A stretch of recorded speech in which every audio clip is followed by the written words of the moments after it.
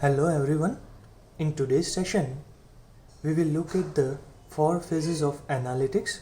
Those are descriptive analysis, exploratory analysis, predictive analysis, and prescriptive analysis.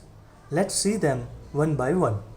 Descriptive and exploratory analysis are the initial phase of analytics. It provides answers of two questions: what and why. That is, what is there in the data, what information does the data provide, what has happened, and why it has happened in a particular way.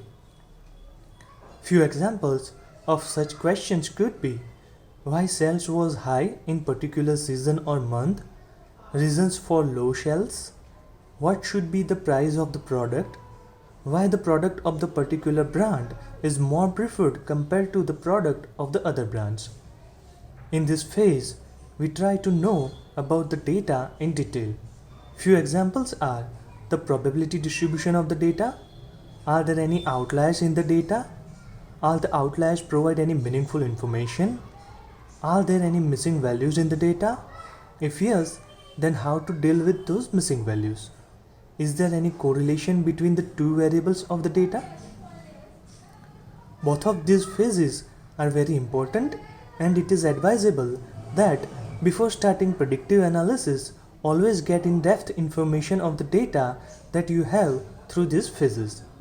Following few sections could be considered under descriptive and exploratory analysis: visualization, unsupervised learning techniques, finding probability distribution, measure of central tendency, those are mean, mode, and median, measure of spread, those are range, percentile, quantile, interquartile range, variance, standard deviation, skewness, and kurtosis.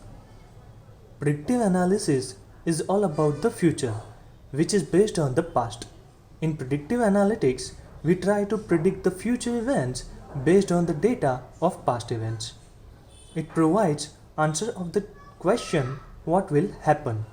It can never be 100% accurate in providing the prediction, because there will always something that your model has not understood or it has not been provided.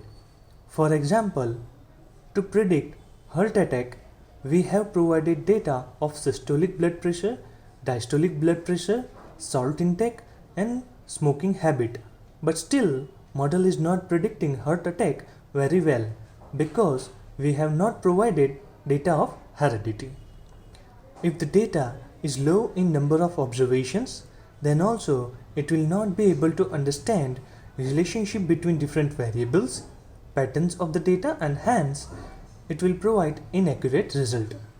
To understand such scenarios, there are concepts of overfitting and underfitting in predictive analysis.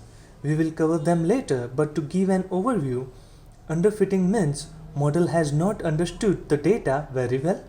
It has not understood the patterns in the data, due to which it is not predicting very well.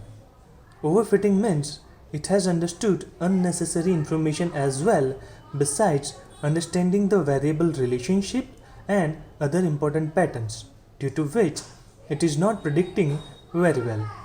Following are the few techniques which you can consider under predictive analytics: linear regression, logistic regression, support vector machine, decision tree, random forest, and neural network. Prescriptive analysis answers the question what to do and how to do to prevent something or to improve something. A good example for this is an autonomous car is driving on a road where it finds a tree in the middle of the road. Based on the traffic situation, the road condition, and the surroundings, it will decide to move away from the road.